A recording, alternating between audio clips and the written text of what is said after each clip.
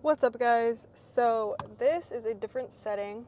Anyways, I'm going on here to answer y'all's questions and talk about tips for new riders. And I promise this video won't be so boring where I'm just sitting in the car the whole time. It's just easy for me to talk like this. Plus my garage is right there and it's really hot out, so I don't want to sit outside. But I'm gonna go ahead and answer. It's very limited trial offered. I don't know who that is. Anyways, so some of the questions were, a gear review. Okay, so for my bottoms, I use NBTs typically, and it's a lot more affordable than like leathers or anything like that. And for a lot of my clothing and some of the products that I personally use, I do have some discount codes for them, so y'all can use them. I'll add everything in the description below. I also have links and the discount codes on my link tree, which is actually in my YouTube bio if y'all want to click on that. But I will add everything down below with the timestamps, I guess, of everything. But NBTs, they're more based towards bias. No, what's the right word? Men usually use NBTs. Like, I think it started out as a clothing brand or a gear clothing brand for men, I believe. And then they started adding some stuff for women, but I just personally don't like the way some of the stuff they have on there looks for women. So I do buy the men's pants. I think it was the License to Ride pants. I have like the first series of them, and they just made a new one, which is more like a cargo type thing, which looks really cool. But mine are the like army green color ones. I got the smallest size. So for my girls watching this, I got the size 28, I believe. And it fit my legs perfectly. It was a little too big on my waist, so I had to cinch that, and I do wear a belt with that one as well. But I mean, overall, it's not that big of a deal. You can just wear a belt if you don't know how to sew. But for my short girls, it might not be the best option for you. You might need to get the women's pants, which do look a little different. But I really like them. They're super comfortable, and it comes with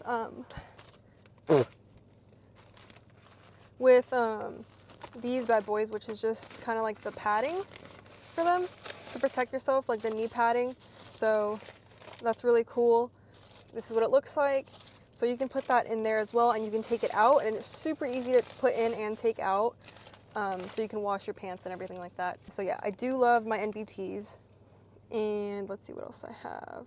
For my leathers, I wear Alpine Stars pants. It's the Stella one, so it is for women. It's a size 40. It's a little tight on me, but it works. It works. I probably should have gotten 42. Basically, okay, so for reference, I am 5'6.5". I don't know if I should share this with y'all, but I'm about almost 130 pounds. And the 40 fits, but the 42 would probably be better. But again, just use the sizing on their website.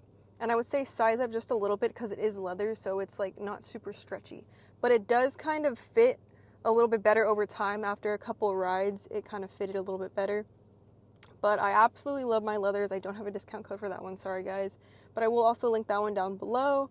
They also have a men's version too, but they're pretty comfortable, honestly. And they definitely will protect you if something happens. As for my tops, I do have another Alpine Stars jacket. It's like a textile one, like it's like mesh a little bit. I'll add that one down below. It's pretty good for summer.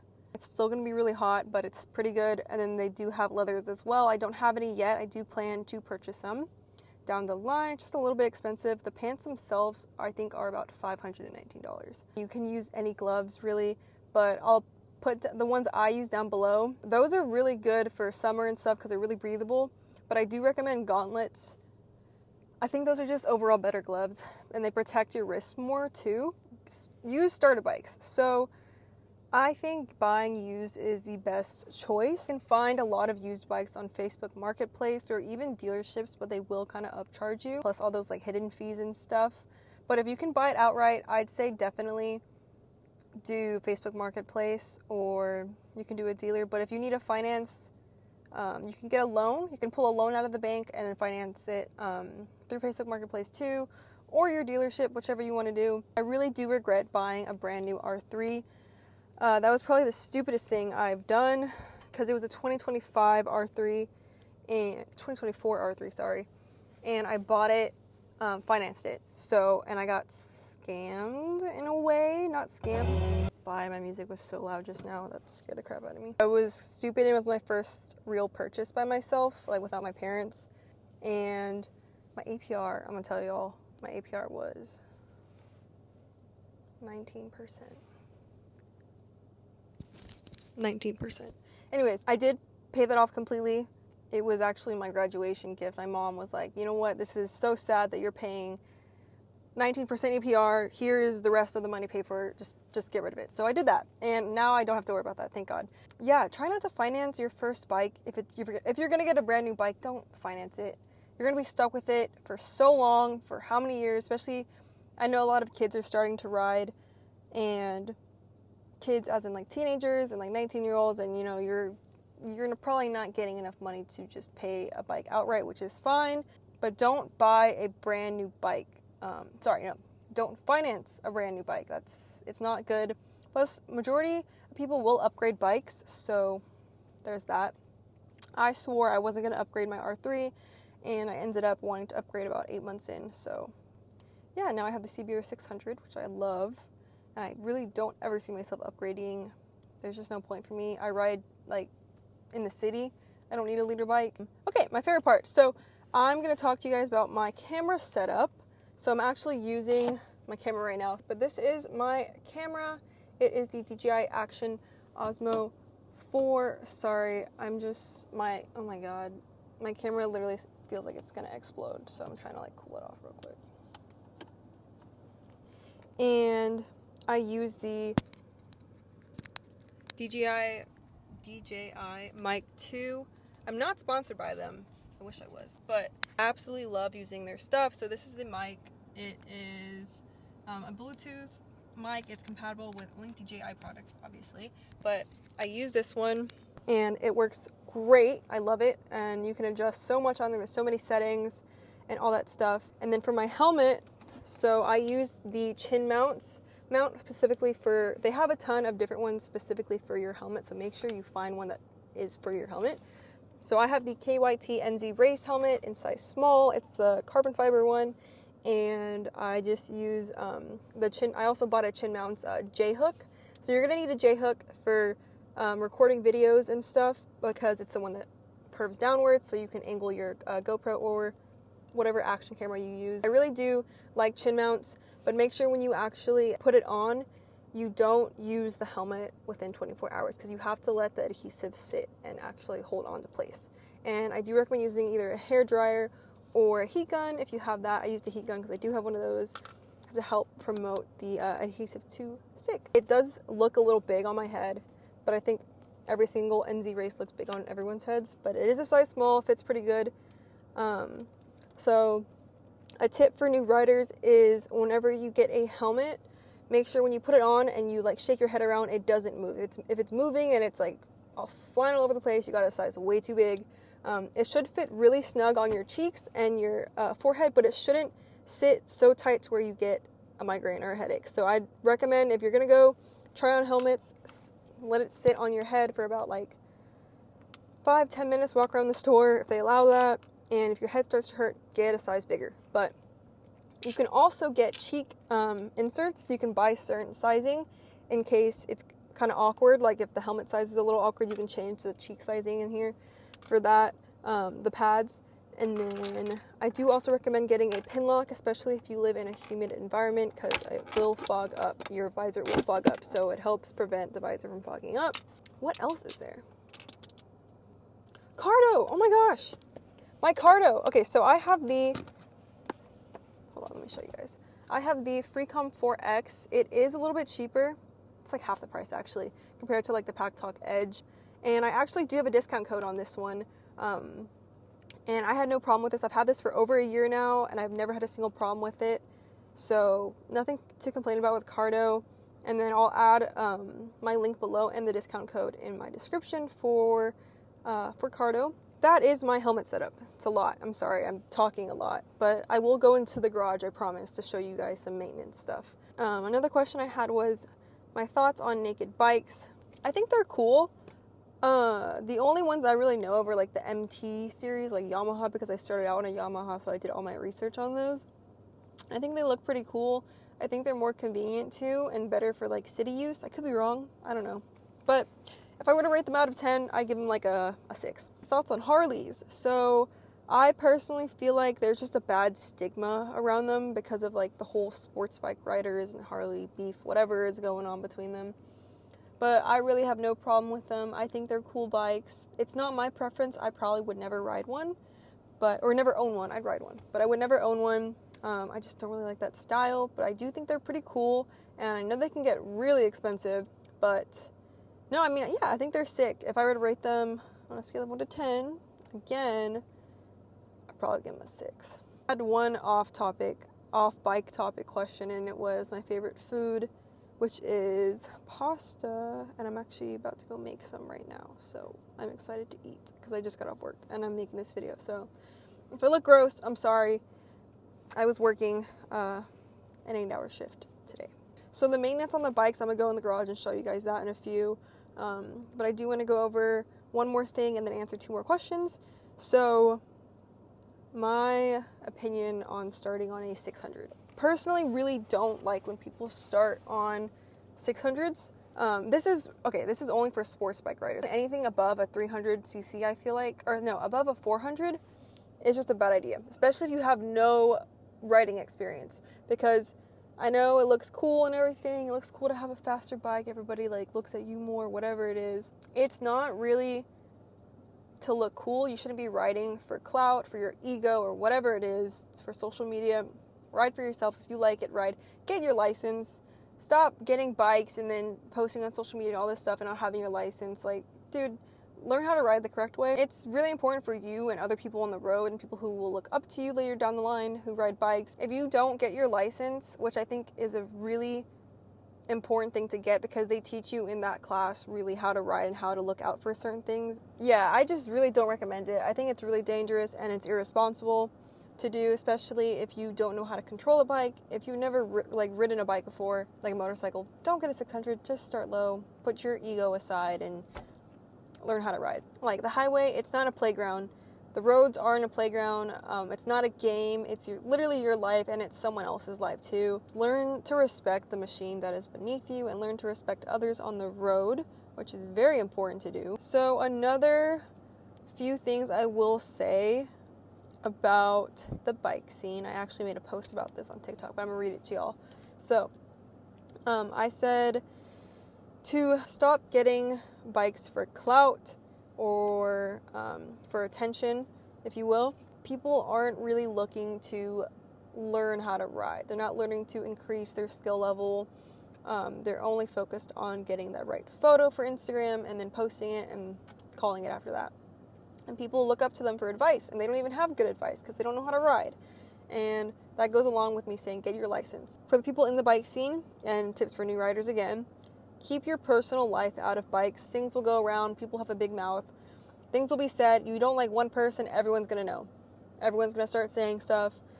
It's really unfortunate, and if you are a girl, it is a lot of girls versus girls stuff. There's just a lot of hate in the community. But you also just avoid them. Like, if you know someone's talking bad about someone else, they're probably talking bad about you. So just avoid them unless there's, like, a valid reason for you to dislike someone. If they really, like, says something against you for some reason and there was no reason for them to say that, then I guess I get it. But just grow up. That's really all I have to say. And then group rides. I hate group rides now. You should not be going on a group ride as a new rider. And I know it sounds really, like, controlling, if you will, but again, it goes hand in hand with learning your bike. You need to learn how to control it before you start going on group rides. Because on a group ride, it's not just you anymore. It's not you on the highway learning how to control your bike. It's you and 30, 50, 60, 100 other people that you have to worry about, and they have to worry about you. And if you don't know all the signals on, like, switching lanes, looking back behind you, doing stupid shit on the highway, like, you should not be riding in a group. And I think that at least give yourself, I don't know, everyone's different, but I'd say at least bare minimum 5 months of riding before you start riding in group rides.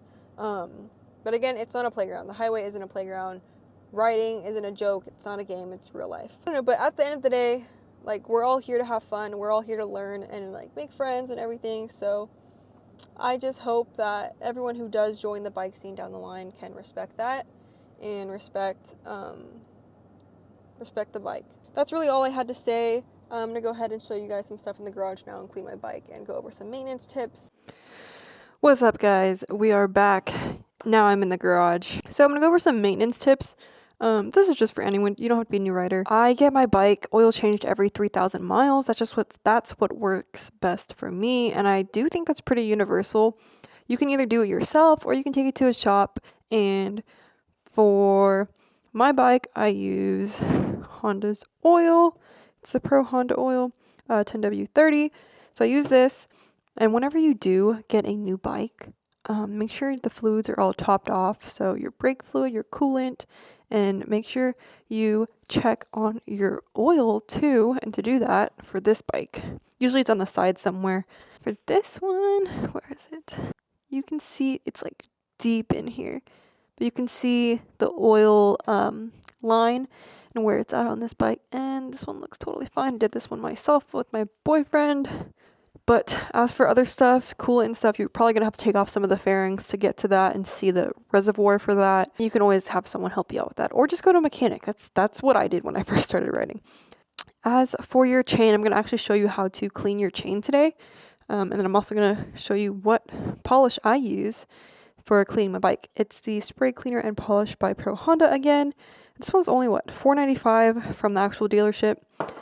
And you just kind of spray it like spray paint, and then you'll just let it sit for a couple of seconds, like 30 seconds, and then wipe it off. I actually really need to clean my bike because I rode in the rain. But I'm going to show you guys how to clean your chain real quick. So usually I'll just grab a dirty towel if I'm doing it in the garage. If I'm doing it outside, it doesn't matter. You can let the oil drip, but just kind of place it underneath there.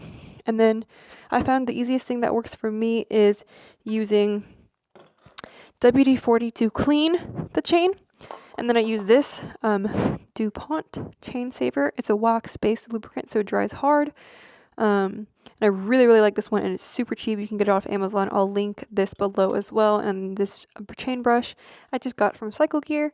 You can get them on Amazon too, but just look up chain brush. So what I normally do is I'll go ahead and, you don't need the one with this big freaking thing. I'll just go ahead and spray.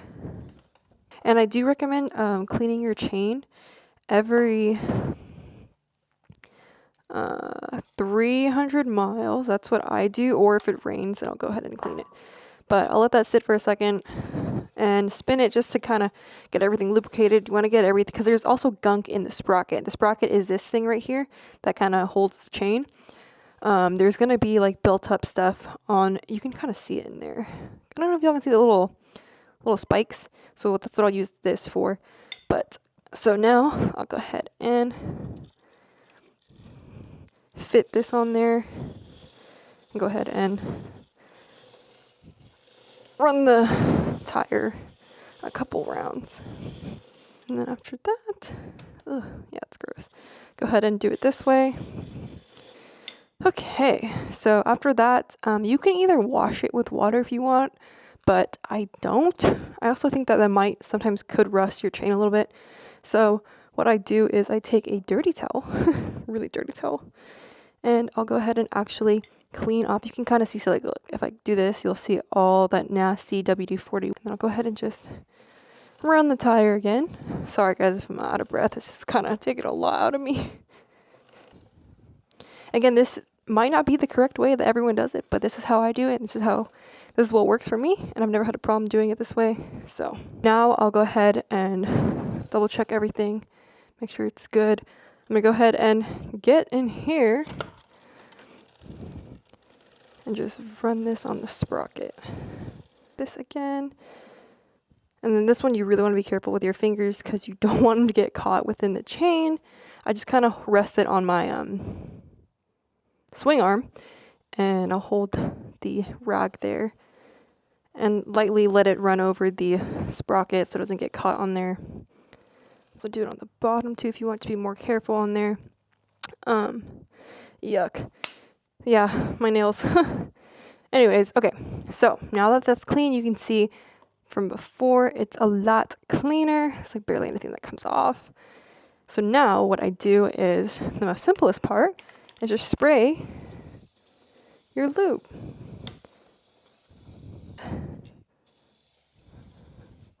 Spray it on there pretty good. Ooh, I completely missed.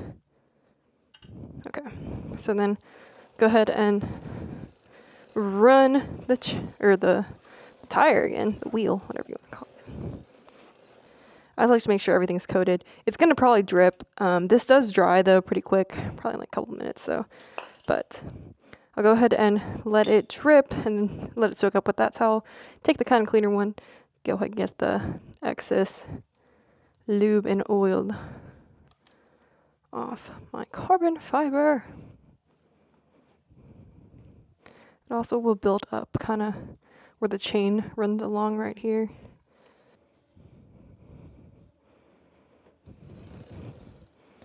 Yeah, so that is really all it takes to clean your chain. Do you see how fast I did that, guys?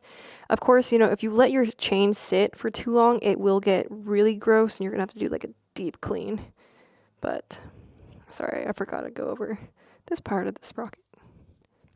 Yeah, she's clean, super clean. I love my gold chain, by the way, but she's super clean, ready to go. And then it's just really 3 products that you need, and this will keep your bike running perfectly fine. Because if you don't clean your chain, and it gets super dry and stuff, there's no lube, it could snap on you. Very dangerous, very bad. Could risk your life for that. Not worth it. So keep up with your bike maintenance, guys. It's really not that hard because the more you keep up, the more you get used to it. It just becomes a routine and you never have to worry about anything ever again. But there's a lot more other stuff that more in detail, but you can find other YouTube videos on that. But this is just kind of like the bare minimum stuff that I really think you should focus on. Cleaning your bike, doing your chain. Also, don't forget to check the slack on your bike. It'll kind of show you. Oh my god, it's so dirty, guys. Sorry. It shows it shows you how much slack there should be. So for me, it's 1 3/8. So you can do that with a tape measure. I'm gonna go ahead and wipe her down off camera, just because y'all don't really need a tutorial on that. But this is my CBR 600RR if y'all are new to the channel. But again, thank you guys for watching, and I really wouldn't be here without you guys. Sorry if I'm out of breath or if I sound so loud on this mic. But again, it means a lot to me, and I can't wait to see how much more the channel grows and then how many more things I can do to the bike and whatnot within time. I do plan on tracking the bike one day. Hopefully they will let me record that on the track. I would love to show you guys my experience with that. But until then, I hope I don't talk too fast. I know I do. Sorry. Maybe put it in like 0.5 speed or something. Anyways, but thank you guys for watching, and I'll see y'all in the next video. Bye.